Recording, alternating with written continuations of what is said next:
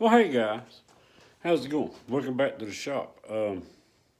Need to explain that last video, now, the one I just threw up yesterday. Um, Transmission shops.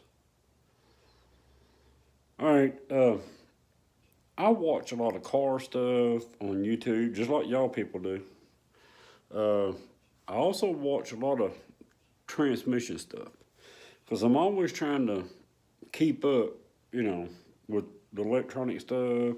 It don't work that well on videos, but at least you got an understanding, right?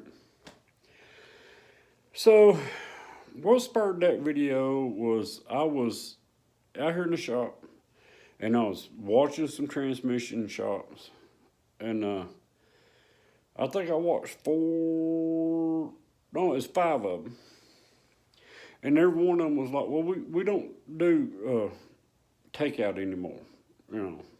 And I'm like, what's takeout? And then they started explaining, we don't let people bring transmissions in, just take them out. We want to take them out and put them in, yada, yada, yada. And then I done the story on my son's little, what was it, Sport Track. It was a 5R 55E. I've never met a transmission I couldn't make work, but that one got me.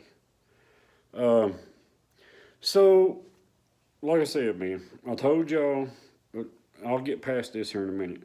I told y'all that, it's $400 for parts. Well, that was a rebuild kit. By the time I was done actually replacing stuff in that transmission, it was about $2,000, right? So then I take it up to this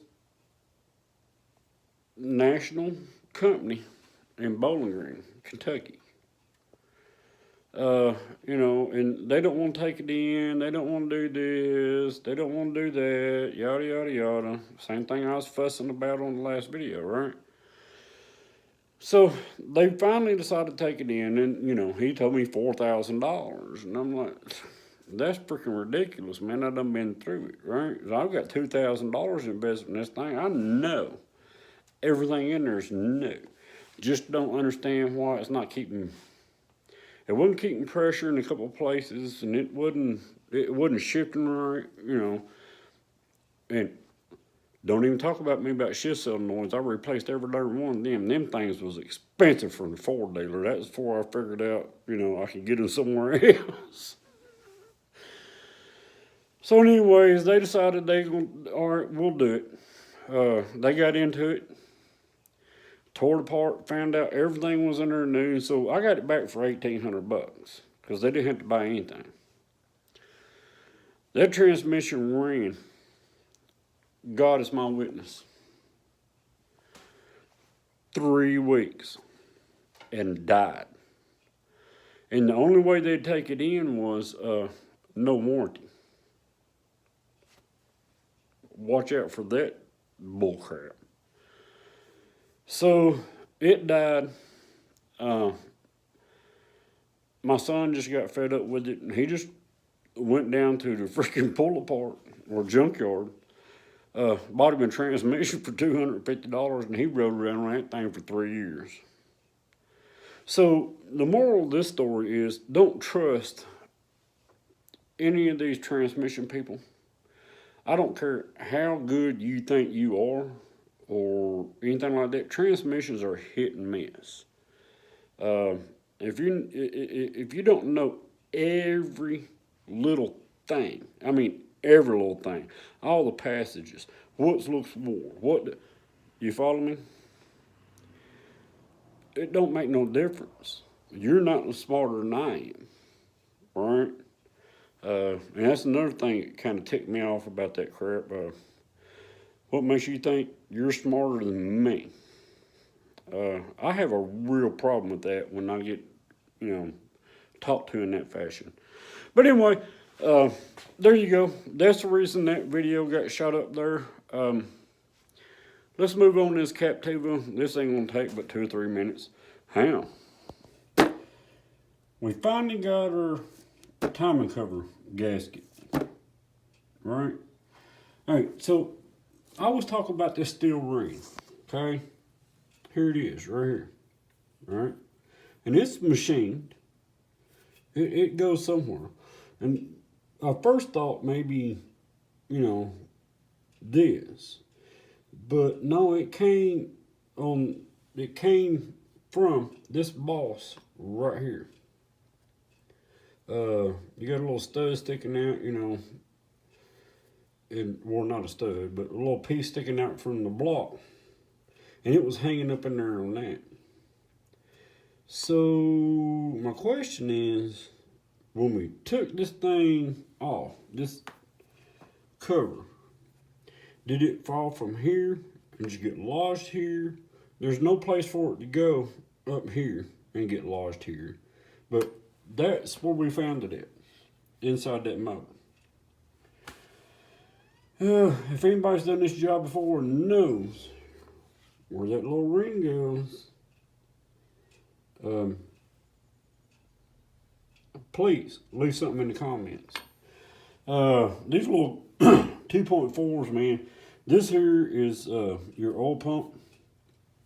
And that might be why them VVT solenoids had all that metal, because it's just coming straight out of here and up to that and then out to everything else. So, you know, I'm thinking that saved the engine. This right here, I know you can't see it, but this casting, let me see if I can get it around here, is, maybe you can see it, it's about 3/16 thick. This is only down in there about 1/16 of an inch, I think. Pretty darn close to it, you know. So this oil pump ain't hurt. Just that ring is giving me fits. I'm not putting this thing together till I find out where that thing came from. Then we step over here with this, you know, cover gasket. Maybe whatever that gasket goes to is where that ring came from. Not sure. I don't know if you can see, but have no idea where that goes. Got to figure that out. So now you know what I know. That ring is driving me completely insane. I've been out there under his car 3 or 4 times. I have. Like I said, man, when I went to the Chevrolet dealer, he tried to print out the schematics for the front of that motor, but his printer wasn't working right, or not, you know, something. I can't remember. But that little ring, it being a machine part, man, it goes in there somewhere. Our job, find it. Still don't know, you know, like I said, I was pointing out that gasket. I don't know where that round gasket goes to, but I'm sure I wouldn't enter on the bottom of the engine, you know, looking at it. But I'm sure I'll figure it out. But that steel ring is the catch. But anyway, there you go. Plan on having this thing back together Saturday, and maybe if we have to do anything, maybe finish up on Sunday, and then get back to beating my wife's tail, the tail end of her car. See, your mind went there, didn't it? So that's the plan for this weekend, man. If you all have ever done a timing chain stuff on one of these little 2.4 Ecotechs, chime in, leave a comment, because that would save me a couple of hours of sitting out there trying to figure out where that ring comes from. But anyway, we'll Saturday, I can't remember if I said this, Saturday, Around here it's supposed to be like almost 50 degrees. So we're definitely headed out there because earlier in the week they was talking 21 degrees, and I was like, no, we ain't working on cars. But anyway, I hope you're having a good day, good night when you see this. That's just the Wednesday talk and, what's going on and what's going to happen this weekend. We'll see you on the next one.